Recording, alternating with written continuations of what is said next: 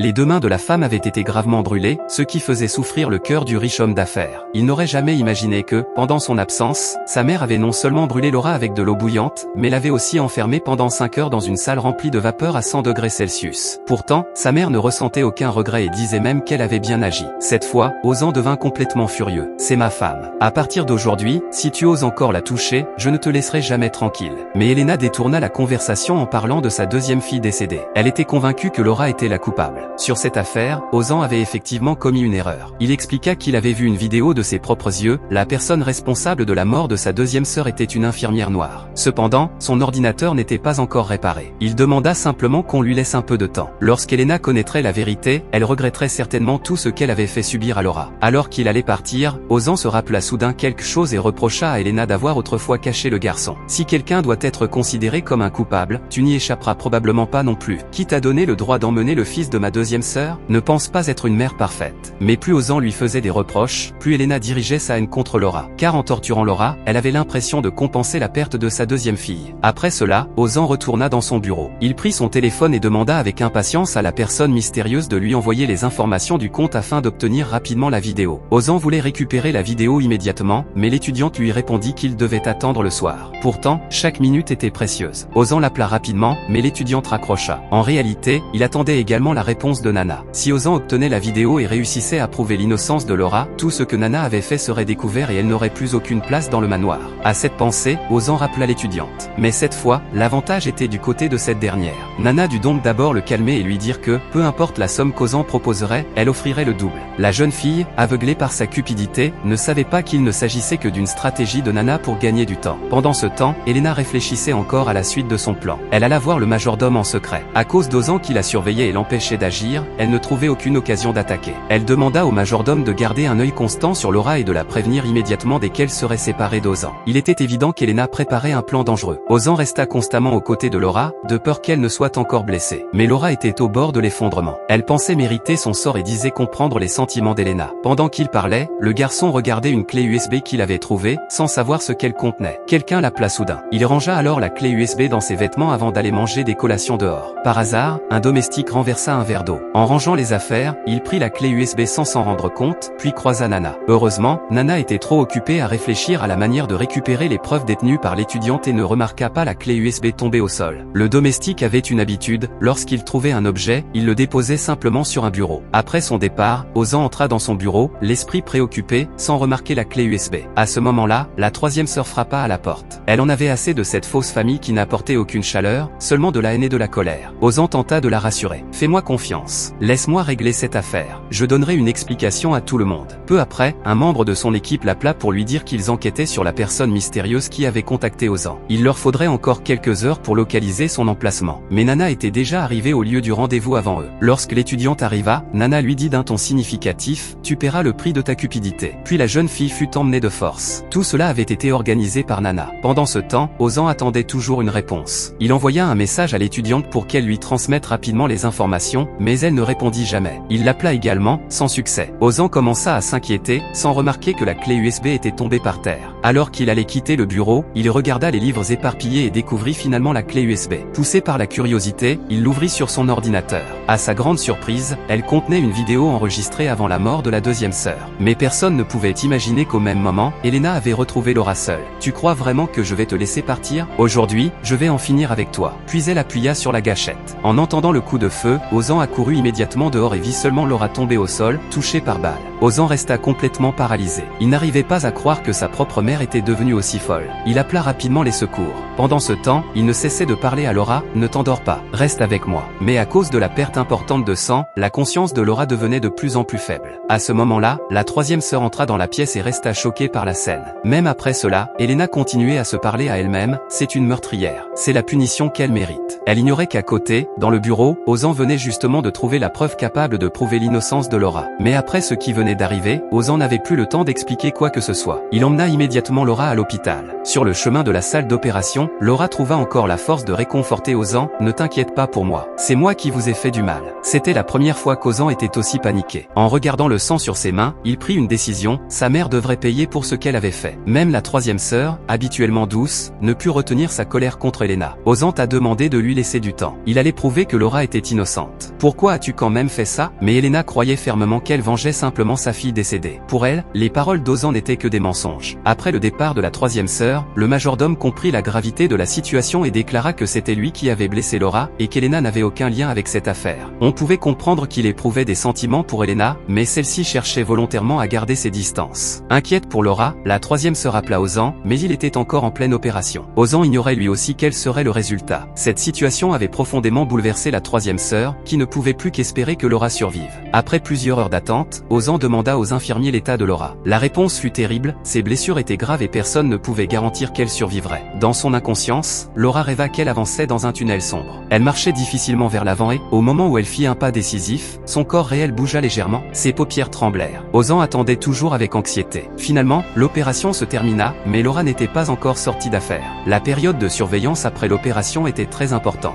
Avant même qu'Ozan puisse réagir, la police arriva et lui demanda qui avait tiré. Après un moment de silence, Ozan répondit « Elena ». Il ne pardonnerait jamais à la personne qui avait blessé Laura, même si cette personne était sa propre mère. Ozan était rempli de regrets. Il aurait dû protéger Laura, mais son manque de vigilance avait provoqué cette tragédie. Heureusement, après une période d'observation, l'état de Laura commença progressivement à se stabiliser. Elle avait besoin d'un environnement calme pour récupérer. Ozan resta auprès d'elle dans la chambre d'hôpital. À partir de maintenant, je ne te quitterai plus. Je ne laisserai plus personne te faire du mal. Pendant ce temps, la police arriva au manoir. Grâce aux informations fournies par Ozan, Elena fut soupçonnée de violence volontaire et emmenée pour être interrogée conformément à la loi. Elena savait parfaitement ce qui se passait, Ozan avait choisi de la tenir responsable. Entre les liens familiaux et son amour pour Laura, Ozan avait finalement choisi Laura. Elena réalisa soudainement que la femme qu'elle avait torturée pendant 6 mois n'était en réalité pas la meurtrière de sa fille. Mais désormais, elle était soupçonnée de violence volontaire et risquait d'être emprisonnée. Le témoignage de Laura devenait donc crucial. Pourtant, au fond de lui, Ozan n'avait pas l'intention de pardonner aussi facilement à sa mère. À présent, la seule chose qui comptait pour lui était l'état de santé de Laura. Il avait signalé aux autorités qu'Elena avait utilisé une arme à feu pour la blesser, ce qui avait conduit la police à l'arrêter directement au manoir. Ignorant toute la vérité, la troisième sœur appela aussitôt Ozan. Mais celui-ci avait déjà fait son choix et lui demanda de ne plus se préoccuper de leur mère. Désormais, le plus important était de maintenir le bon fonctionnement de la famille. Cette situation faisait justement le bonheur de Nana. Plus le manoir sombrait dans le chaos, plus elle avait d'occasion d'agir. Peu après, le vieil homme arriva à l'hôpital. Chaque fois qu'Ozan traversait une période difficile, il apparaissait toujours au bon moment pour le conseiller. Bien qu'Ozan ait dénoncé Elena à la police, il n'en éprouvait aucune satisfaction. En pensant à l'innocence de Laura, il était au contraire rongé par les remords. Le vieil homme lui dit avec gravité, « Tu ne devrais penser à rien d'autre maintenant. Le plus important est que Laura se rétablisse au plus vite. Quant à ta mère, laisse Laura décider elle-même. Ne prends plus de décision à la place des autres. » Ces paroles plongèrent Ozan dans une profonde réflexion. Il comprit que le vieil homme avait raison. Si chacun n'avait pas agi selon ses propres certitudes au lieu de révéler la vérité plus tôt, la situation n'aurait sans doute jamais dégénéré ainsi. Pendant qu'une infirmière changeait les pansements de Laura, Xiao Hui arriva précipitamment à l'hôpital et serra Ozan dans ses bras, en lui demandant de protéger Laura à l'avenir. Au même moment, Elena était interrogée par la police. Mais quoi qu'on lui dise, elle gardait obstinément le silence. Conformément à la procédure, les policiers la placèrent en détention provisoire. Le majordome, de son côté, cherchait déjà un avocat. Lorsqu'il aperçut Elena, il lui cria « Peu importe le prix à payer, je te ferai sortir d'ici ». Pourtant, Elena restait étrangement calme.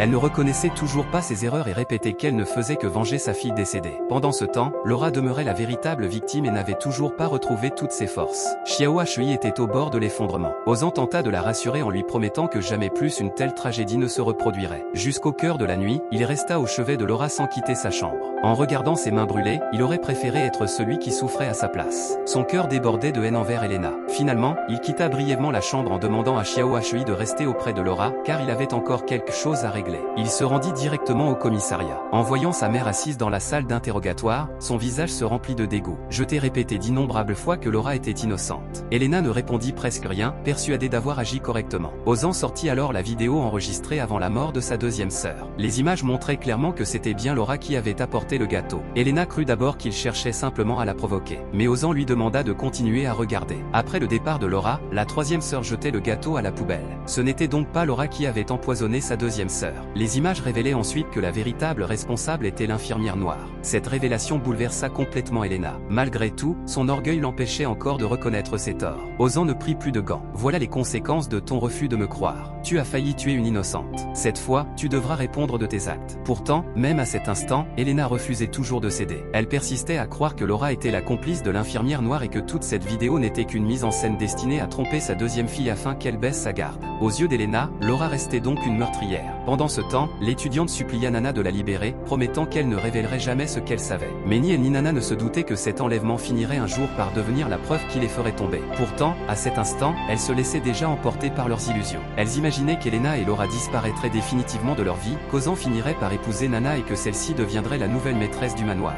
Nana allait même jusqu'à imaginer remplacer tous les meubles par ceux qui correspondaient davantage à ses goûts. Malgré tout, en regardant sa propre mère, elle ressentait un étrange malaise. Elle avait l'intuition que, dans toute cette affaire, Laura détenait la clé qui pourrait tout faire basculer. Son pressentiment se confirma rapidement lorsque la police arriva dans la chambre d'hôpital afin de recueillir le témoignage de Laura sur les événements de la journée. Ozan lui fit discrètement signe de raconter exactement ce qui s'était passé. Mais Laura hésita longuement. Voyant son silence, Ozan l'encouragea une nouvelle fois à dire toute la vérité. Pourtant, contre toute attente, Laura affirma que sa belle-mère n'avait jamais voulu lui faire du mal et que le coup de feu était parti accidentellement. Sa bonté n'avait rien de fin. Elle refusait sincèrement de condamner Elena. Ozan se sentit profondément désemparé. Il avait enfin trouvé le courage de faire payer sa mère pour tous ses crimes, mais à cause du témoignage de Laura, Elena risquait désormais d'être libérée. Lorsque les policiers quittèrent la chambre, Ozan ne put cacher sa colère. Il demanda à Laura pourquoi elle n'avait pas raconté la vérité. Laura baissa les yeux et répondit que tous les conflits qui déchiraient cette famille avaient commencé à cause d'elle. Elle croyait toujours être responsable de la mort de la deuxième sœur et ne voulait pas qu'Ozan perde également sa mère. À cet instant, Ozan comprit que Laura pensait toujours aux autres avant elle-même, et surtout à lui. Il décida alors de lui révéler toute la vérité. Il sortit son téléphone pour lui montrer de nouvelles preuves, mais le médecin entra soudain dans la chambre et demanda que la patiente puisse enfin se reposer. Pour préserver la santé de Laura, Ozan remit cette conversation à plus tard et quitta la chambre. Xiao Hui, qui avait assisté à toute la scène, s'approcha aussitôt de lui pour lui demander des nouvelles de la vidéo. Ozan ne lui cacha rien. Il expliqua qu'il avait déjà tout prévu et qu'une fois Laura sortie de l'hôpital, il montrerait à toute la famille la vidéo enregistrée avant la mort de la deuxième sœur. À ce moment-là, tout le monde connaîtrait enfin la vérité. Après avoir terminé son examen, le médecin annonça que Laura pouvait poursuivre sa convalescence à la maison. Cette bonne nouvelle fut cependant rapidement assombrie par une décision inattendue. Laura annonça qu'elle ne souhaitait pas retourner vivre au manoir avec Ozan. Elle préférait aller chez sa tante. Elle agissait uniquement pour protéger Ozan, convaincue que sa présence ne ferait qu'aggraver les tensions entre lui et sa famille. Devant cette décision, Ozan comprit qu'il n'avait plus le choix. Soit il la laissait partir, soit il révélait enfin le véritable visage de la tante.